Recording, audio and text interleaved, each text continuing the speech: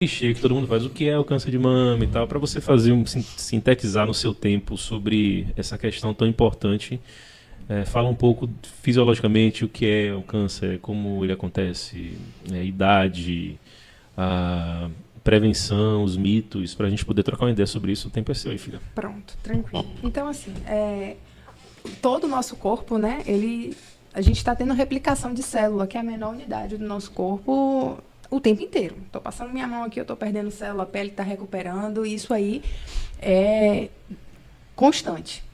O que é o câncer? E aí, a gente tem um ritmo de replicação celular. O câncer é como se desse a louca na célula e ela começa a replicar de uma forma totalmente desordenada, né?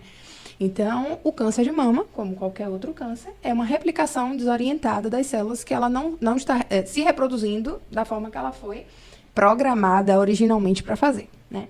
Então, em relação ao câncer de mama, é importante a gente levantar algumas questões, assim.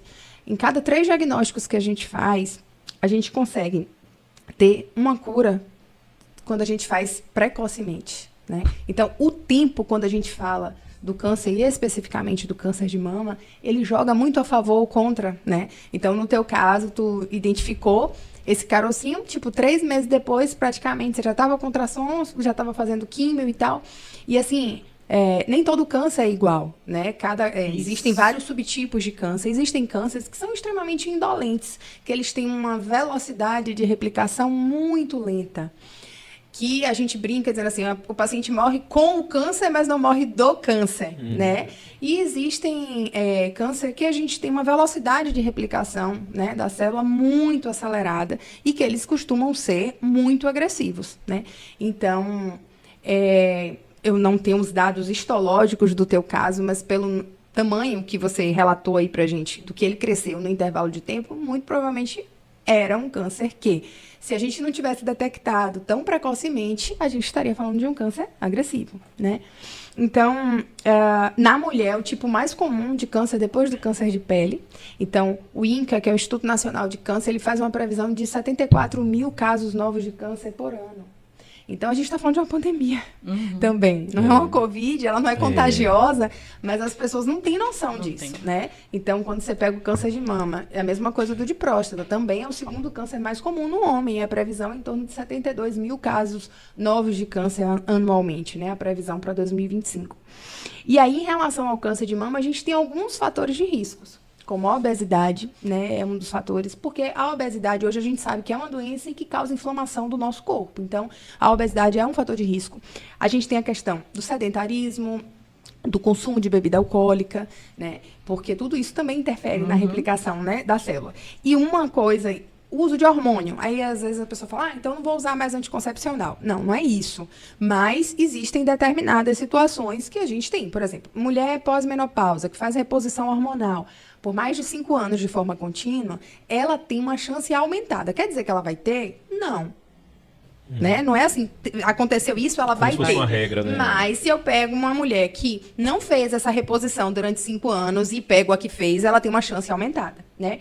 Outra questão é a história familiar. Então, se eu tenho alguém, se sou uma mulher e eu tenho alguém na família que teve câncer de ovário, algum homem na família que teve câncer de mama, que foi o que a gente estava conversando no início, né? O homem também tem câncer de mama, mas a incidência é menor porque o tecido mamário dele é menor. Então, a chance dele ter é muito menor do que um homem, do que uma mulher. E alguém na família, de parente de primeiro grau, que teve câncer de mama com menos de 50 anos, eu sou alto risco, né? Para a questão de desenvolver o câncer de mama. E temos também os fatores de proteção. E aí, nisso, assim, eu acho fantástico, porque medicina não é matemática. Aqui ou no Japão, 2 mais 2 são 4. Em qualquer língua mandarim, Sim, 2 mais 2 são 4. Medicina não é assim, porque a gente está lidando com... Nós somos biológicos, né? Então, quando a gente fala de fator de risco, fator de proteção, é o que a gente vê se aplicar na maioria. A amamentação é um fator de proteção para o câncer de mama. Você disse que amamentou seu filho mais velho 2 anos e pouquinho e descobriu o câncer amamentando. Então, a gente vê que a coisa não é uma linha reta, né? Então, assim, apesar dela ter esse fator de proteção, ela desenvolveu a doença, né? E aí vem as outras questões, controle de peso, não ingerir bebida alcoólica e tal, né? E aí, muitas pessoas chegam no consultório para mim e dizem assim, não, doutora, eu vim aqui hoje porque eu tô sentindo uma dor na mama e eu tô com medo de estar com câncer de mama. E aí as pessoas ficam esperando a danada da dor. E aí é que às vezes a gente cai no esparro, assim, digamos. Porque normalmente o câncer de mama nas fases iniciais, ele é indolor, ele não vai doer. 90% dos casos diagnósticos de câncer de mama a gente faz com um caroço mesmo, um nódulo, que quando a gente palpa ele, ele é aderido no plano da mama. A gente não consegue movimentar ele muito bem, né? E ele é indolor, ele não vai doer. Então, às vezes a mulher diz assim, não, eu tenho um caroço, mas não tá doendo. E não vai procurar, não vai. Esperando a danada da dor. E a dor, normalmente, ela só vai vir associada quando a gente tem casos muito mais avançados, que já tá com metástase e tal, e aí a gente perdeu o tempo. Entendeu? Poderia ser jogar a favor, né? Outras alterações, assim, né? Que a mulher ela pode se perceber. Alteração do bico da mama, né? É algo que a gente vê muito prevalente. Então, tem mulheres que têm um bico muito protruso, muito para fora, e aí, de repente, o bico encolheu, ficou para dentro, introverteu. Isso é algo que a gente tem que procurar atendimento médico, tá? Ou ao contrário também, tem o mamilo introvertido e ele prolapsa, né? Outra questão, a mudança da cor ou da textura da mama. Então, a gente fala que a mama com textura de casca de laranja, ela fica com aqueles porozinhos mais dilatados. Então, isso é um sinal, não é que é câncer, mas é um sinal de alarme que a gente tem que procurar atendimento médico, né? E a única mama que pode sair secreção é da mulher lactante, né? Ela que está amamentando. Então, você não está amamentando, você teve alguma descarga papilar, que a gente chama, seja de sangue, pus, líquido, tem que procurar atendimento médico, né? Para a gente poder fazer os exames.